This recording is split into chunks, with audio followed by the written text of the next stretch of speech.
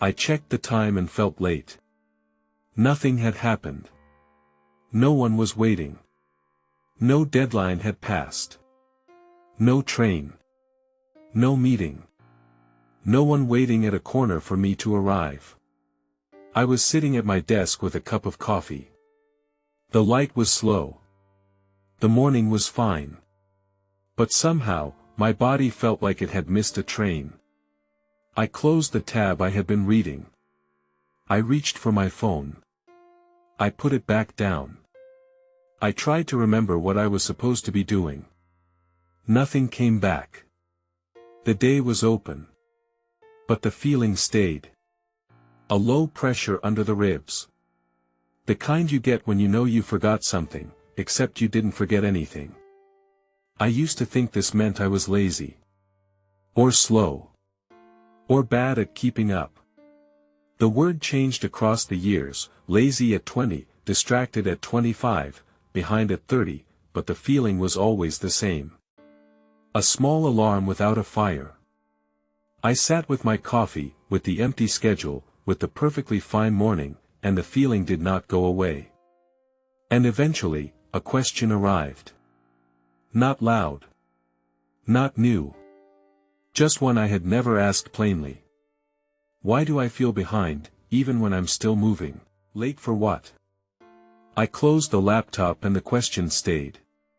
It wasn't dramatic. It wasn't a crisis.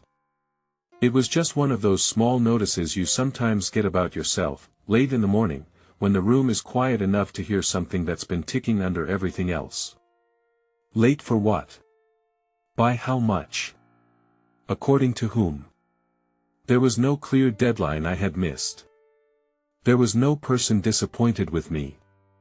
There was no event I had failed to attend. The day was, by every ordinary measure, on time. But the body was not measuring by ordinary measures. The body was measuring by something else. Something older. Something I couldn't see but had been carrying for so long I'd stopped noticing the weight of it. A quiet answer came. Maybe behind is not a place. Maybe behind is a feeling. That arrived without an event. That stopped me a little. Because it was true. The feeling came first. The reason came after, if it came at all. Most days the reason never came. The body just felt late, and the mind, helpful and frightened, went looking for a cause. A meeting I might have missed. A message I should have sent. A version of the day where I had been more, done more, become more. But that version was never anyone's. It wasn't on any calendar. Nobody was looking for it. The feeling had arrived first. The hour had arrived second. The hour was fine. The feeling was older. We are all running races no one announced. Once I started noticing, it was everywhere. There's a coworker who arrives at the office before anyone. She emails me at 7:14 in the morning and starts the email with, "Sorry I'm so behind." She is not behind. By every measurable thing, she is ahead. But she is paying behind to a clock I cannot see. There's a friend who runs 4 times a week and texts me on the way to the gym saying, "I really should be doing more." I ask, more than what? She does not have an answer. But the more is real to her. Heavy. Specific. Waiting just a little ahead of where she is. There's a man in a cafe who opens his laptop and sighs at a calendar full of meetings that haven't happened yet. And then there's me. Calling myself late at 10 in the morning. Calling myself slow when I had finished the only thing that needed finishing. Calling myself behind when the only person measuring me was me, and even I could not say behind on what. We are all paying it. Some quiet tax to a clock that does not exist. Most of us would say the clock is outside us. A boss. A timeline. A feed. But the clock is not outside. The clock is in the chest. Another quiet answer came. I once heard about a person who ran a race they had not signed up for. They could not remember when they started running. They did not know the route. They could not see the other runners. But they knew, with certainty, that they were last. People asked them, "Why are you running?" They said, "Because if I stop I will fall further behind." People asked them, "Who is the race against?" They said, "I'll know when I get there." Years passed. The person grew older. The running grew slower. The certainty of being last did not change. It had never been about position.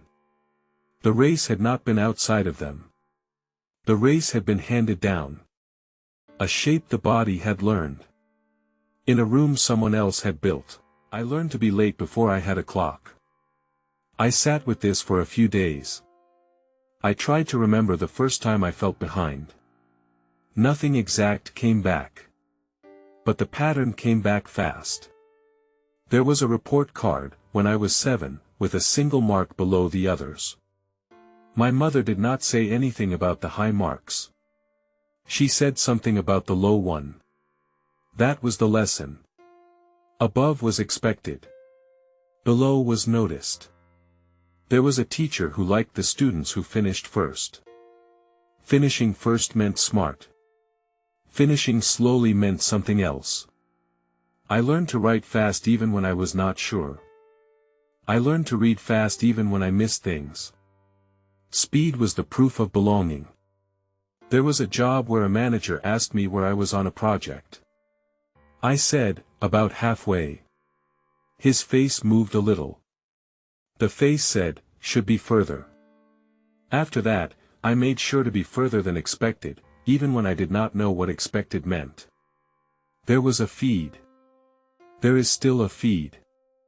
The feed shows me the people who got somewhere I have not gotten yet. The feed does not show me the people sitting at their desks with coffee, not behind on anything. The clock the feed sets is fast.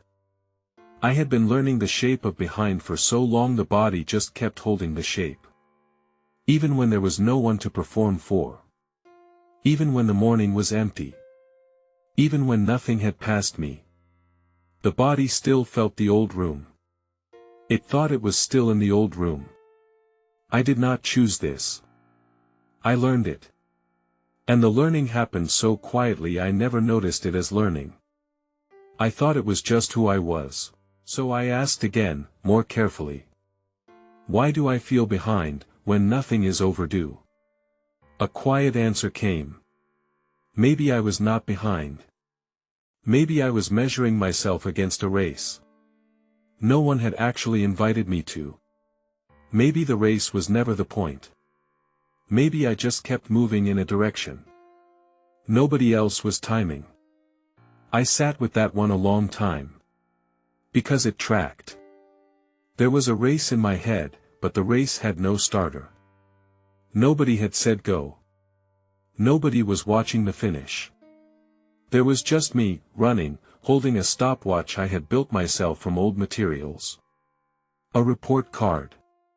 A teacher's preference. A manager's pause. A feed at 3 in the morning. The race had never been against the world.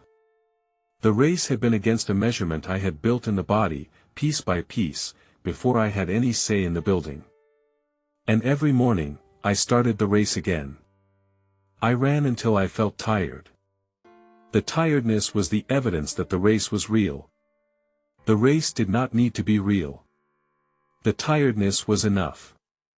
The tiredness convinced the body. There was no checkpoint. No race official. No leaderboard. There was a feeling. And the feeling had lived in the body long enough that the body believed it was the world. Maybe nobody else had ever heard the gun. And I had been running anyway.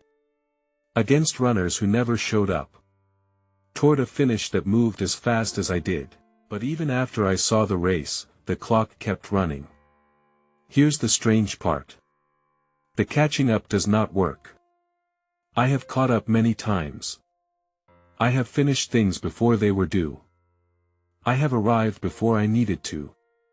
I have done the work and then more work, just in case.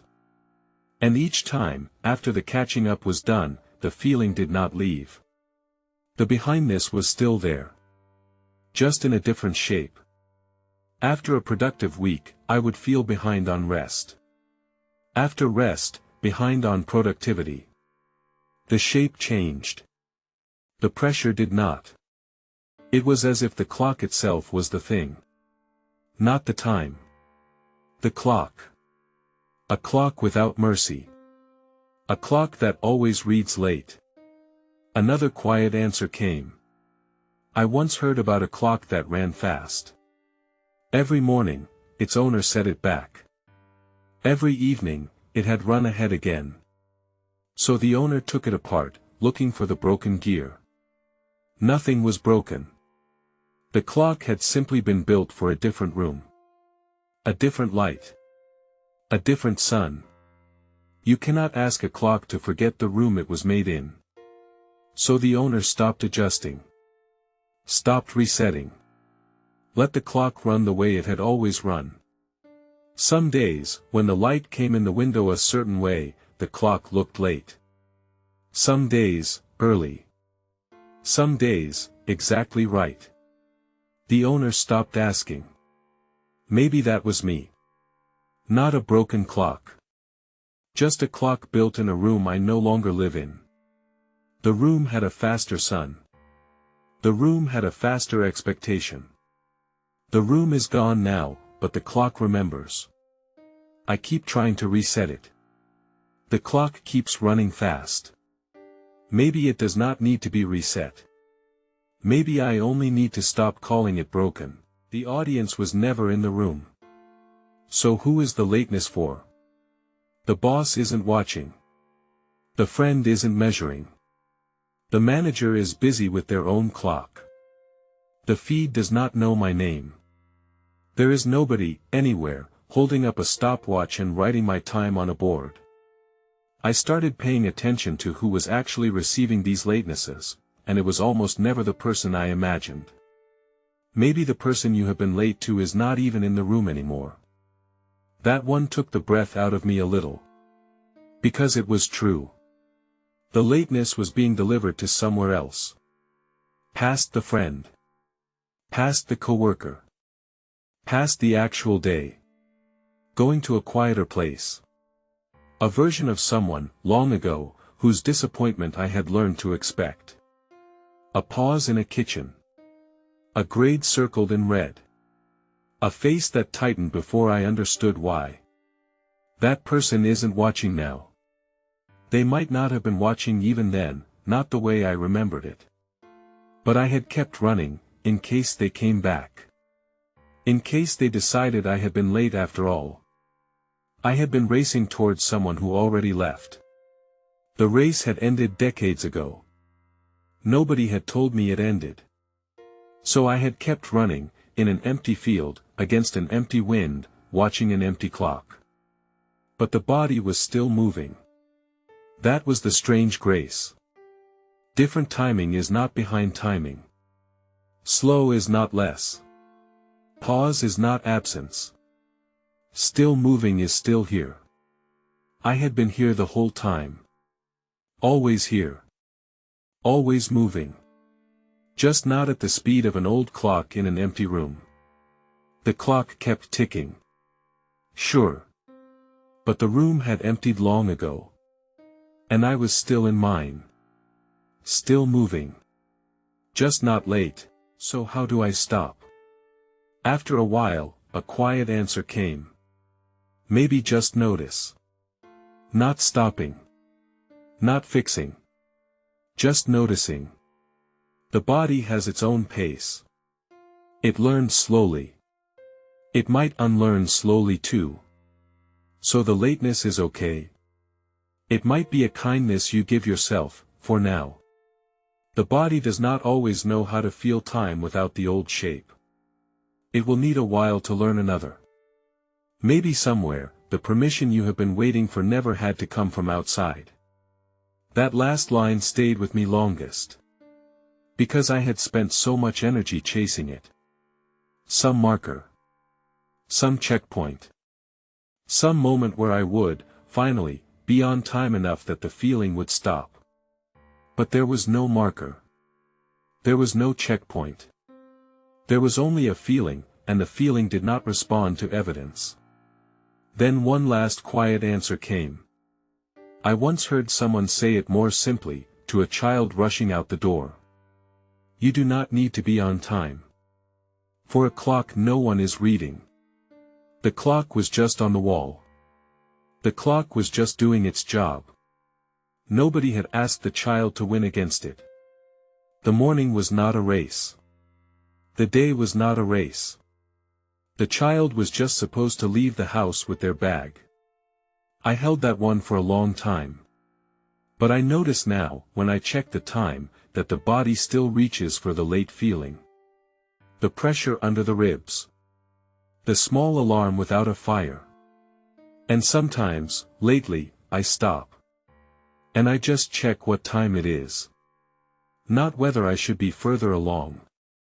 Not whether I have done enough. Not whether the day is getting away from me. Just what time it is. The way a clock is read by someone who is not in a race. It is the time it is. I am where I am. There is coffee on the desk, and light in the window, and nothing in the morning is asking me to apologize for the rate at which I am alive. The reply was never late. The task was never overdue. I was not falling behind. I was just moving. And somehow. Still. That was always enough. Cross-reference. Sometimes the question is not, why am I behind? The question is what a clock looks like when it was built for a different room, and what it feels like to stop calling it broken. A quiet answer. End of file.